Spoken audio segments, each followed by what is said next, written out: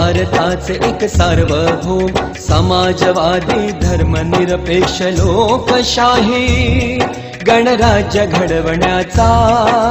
त्याच्या सर्व नागरिकास सामाजिक आर्थिक व राजनैतिक न्याय विचार अभिव्यक्ती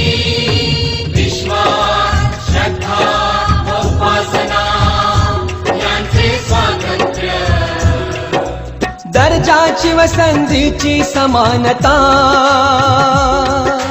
निश्चितपणे प्राप्त करून देण्याचा आणि त्या सर्वांमध्ये व्यक्तीची प्रतिष्ठा व राष्ट्राची एकता आणि एकात्मता यांचे आश्वासन देणारी बंधुता प्रवर्धित करण्याचा संकल्पपूर्वक निर्धार करून